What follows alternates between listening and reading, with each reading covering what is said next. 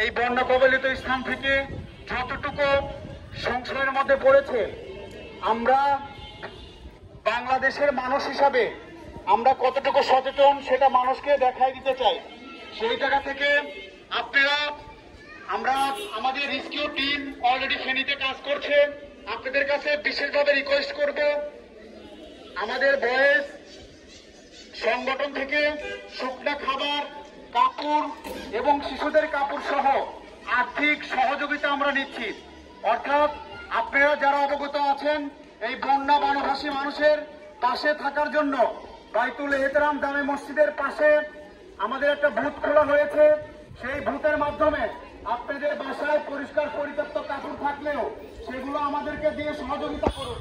কারণ আমাদের যে রেস্কিউ টিম আছে অলরেডি ফেনীতে কাজ করছে, তারা ওইখানে যে ভয়াবহতা প্রকাশ করেছে যেটা ভাষায় বলা সম্ভব না।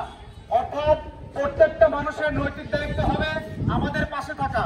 আপনার একটা অপরিত্যক্ত জামা বা শিশুর একটা কাপড় দিয়ে আমাদের হেল্প করলে সেই সকল মানুষের কাছে গিয়ে পৌঁছবে যারা এ পর্যন্ত শুকনা কাপড় হয়তো বা তাদের গায়ে কখনো জোটে নাই।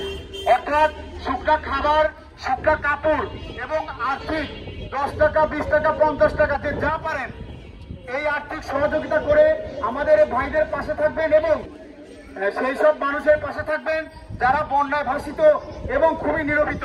এখন যে সময়টা তারা পার করছে খুবই দুঃখজনক। আপনারা টেলিভিশনে বা ফেসবুকে, মিডিয়াতে যা দেখছেন, যেটা দেখার মতো না। এটা অনাকাঙ্ক্ষিত একটা বন্যা। আমরা আশা করব সাধারণ মানুষ এই সকল মানুষের পাশে থাকবেন। যে সংগঠনটা আছে এটার ভাইয়েরা প্রত্যেকটা বাসায় বাসায় যাবে। প্লিজ আপনারা সবাই নিরাশ করবেন না। 2 টাকা, 5 টাকা যে যা পারেন তাদেরকে দিয়ে সহযোগিতা করবেন। আপনাদের এই প্রাণ, এই 2 টাকার ফলে হয়তো আমাদের আরেকটা ভাই তারা বাঁচবে। তো সবাই নিজ দায়িত্বে সবাই শুকনো খাবার, জামা কাপড় থেকে শুরু করে আর্থিক যে যা পারেন সহযোগিতা করবেন, এতটুকুই কামনা করে ধন্যবাদ সবাইকে।